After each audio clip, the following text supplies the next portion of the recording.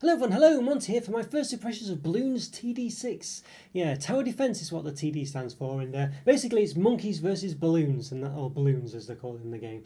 So the monkeys are the towers, and the balloons are the offenders, or the offensive waves upon waves of things that are coming at you that you've got to try and destroy, basically. And I never heard of this before until a friend at work mentioned it to me. Said they played it quite a bit, and you might ask them what they were playing, and I thought, well, I don't know, it doesn't really sound that interesting. I'm never really into tower defense games, and balloons versus monkeys or monkeys versus balloons.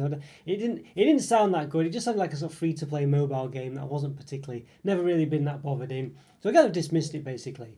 And a year or two passed, and then I saw it for sale for £2 or $3 on Steam, and I thought, you know what, I'll give it a go. My friend said it was good. It was quite colourful and nice. I fancy something a bit different to play, so I gave it a go. And to be honest with you, I'm very happy that I did. I was pleasantly surprised by it. It's I don't know. First of all, one fear I had was like the monkey side of it. I thought, I'm not really, I don't know, I'm not a particularly big fan of monkeys. I don't, I'm not really sure that I want to sort of experience monkey noises all the time and all this monkey antics going on. But basically, you don't really get any of that. I mean, the different towers or units, whatever you get in it, are all sort of, anthropomorphized, how you want to say, anthropomorphic, if I can say it right, monkeys essentially. And they all have different abilities, different towers. Some of them are just nothing to do with monkeys at all. They're just literally, century towers or whatever, turrets and things. But if there's a sort of, essentially what could be a human involved, it's a monkey instead. A sort of caricature type of figure, and it's not like realistic looking or anything like that.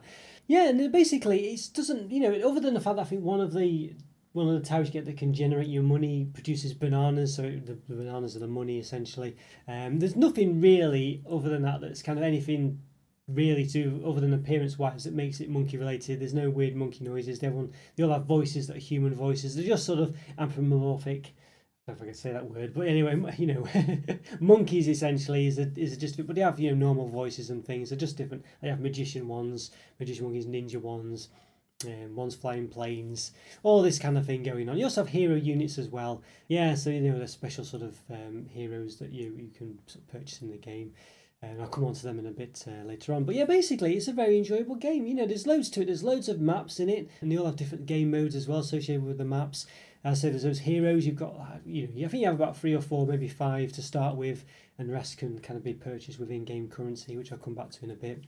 And the heroes are quite special because they level themselves up as you play. So the earlier you get them, basically, the better they become. They naturally become better. So you sort of fight, waves upon waves of balloons, basically, or balloons. And you get experience. I think it's just per round or per wave you get experience, but it might be per what they do.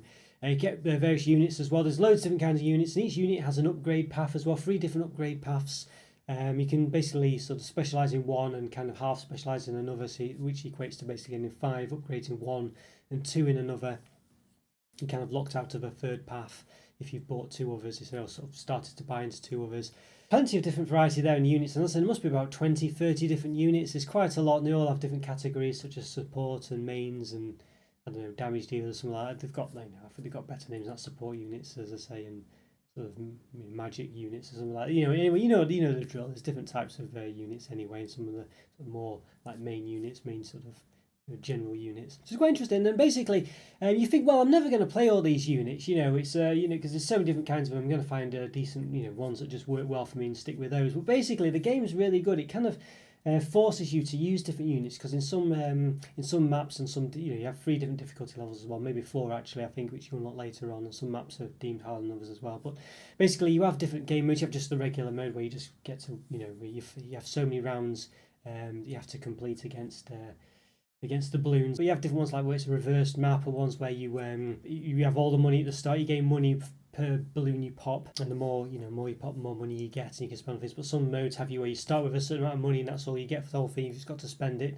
and continue on from there. There's different modes as well where you're limited to certain types of units, so you can only use the magic units or any of the support units or something like that, whatever they're called.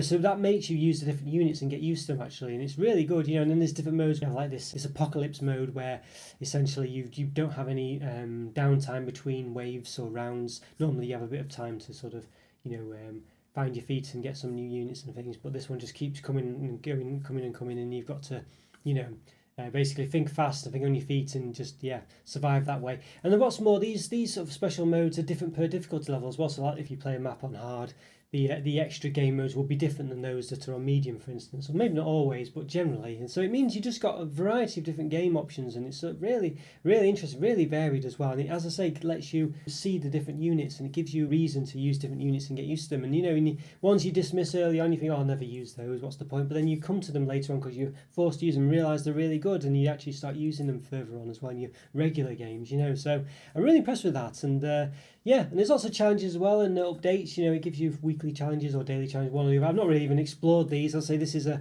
a first impression. This is not a review, but there's loads of those going on. There's new content as well. And the update, the sort of nerf and buff things, depending on how things are looking. So it's quite good. So it's very actively supported. Yeah, and I think this is the main. It's like a line of games. This is I'll say number 6 in the series. There are sort of offshoots, I think, spin-offs. I think this is the main line of games, but there are some other ones that are newer since then, so I've not checked those out at all, but there are other ones out there. But I think this is the main line of games, but there are other things. I think they're available on mobile, and some of them were available on online as well, just as flash games, I think, or whatever. It used to be flash games, not what they are now, but that sort of thing, although I don't think Bloons TD6 is. Yeah, so there's just lots of different stuff going on, really. It really is. So I'd say you'd think you wouldn't even use half the units, but you're forced to, or the game sort of pushes you into using them based on its game modes, and it's interesting to play.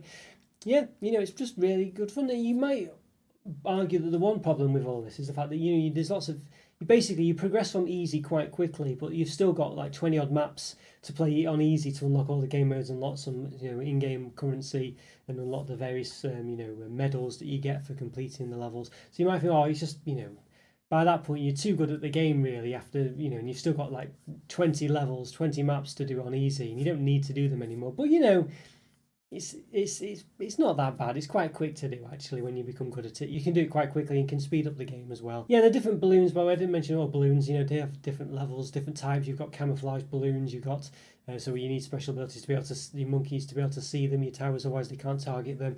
You've got ones that are reinforced. You've got different armor values to the balloons, different speeds. Some that regrow after you've hit them. So you have to kill them quick. Yeah, it's just really interesting. And and all your different towers, all your different monkeys can handle different types of ones. You can get various things that buff them, and all sorts of going on really. And the heroes again complement other types of monkeys and things like this, other types of towers.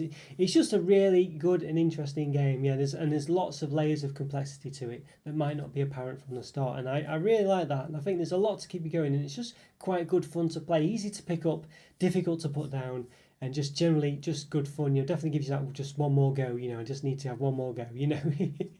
And yeah, and as I say, and it promotes you not sticking with the same towers as well, the same monkeys. So it's really interesting as a result of that. Yeah, I just think it's a really good, fun game. As I say, lots of depth and complexity. By the same token, just easy to pick up and play for 5 minutes, but very, very much difficult to put down, that's for sure. One detriment you might say is there is a sort of, as I mentioned, in-game currency that you can buy to speed things along. It has lots of, unlocks. You can pay in-game currency, which you do earn, or you can just pay a fixed amount now in real money to unlock everything. But my friend who's played it loads more than me has said you never need to do this. He's never bought anything with real money other than the game itself, I assume. So you don't need to do that, but it is there. It is something to bear in mind. It can take some time to unlock lots of the heroes and things. There's like, I don't know, 20 odd of them, if not more. And each costs quite a lot of in-game currency to purchase. And you can possibly be spending your money to retry a round that you've died on your in-game currency, whereas you're probably better off saving it, keeping it for things to unlock and stuff like that. But I didn't realise that when I was playing it, so I was using it when I probably shouldn't have been. But that's in mind. I think as long as you keep on top of that, you're aware of it, and in fact you can just try not to, unless you really want to, of course. You can do if it's your thing. But perhaps, try to stay away from spending real world money in game. I think you'll be fine, really. Yeah, but there is that option there. It is one of those, a lot of games do that these days. But it tends to be cosmetics or just quick unlocks. It doesn't tend to actually be anything that's pay to win or anything like that, or just it's that kind of thing basically. But yeah, interesting. And so there's lots of friend support. You can play the game with friends as well. It's just a very there's lots to it. It's a good fun game with lots of options, and yeah, I really recommend it. I'm very surprised by this one. Seems to have a lot of following online as well. My videos on this game have got a lot of attention compared to my other ones. It seems to definitely be a popular game. So yeah, I really recommend it. Very happily surprised with this one. I recommend it for sure. Monty recommends.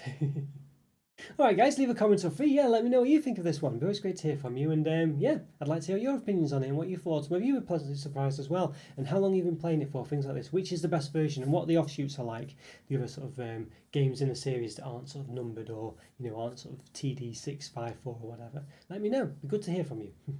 Take care, I'll see you soon, bye for now.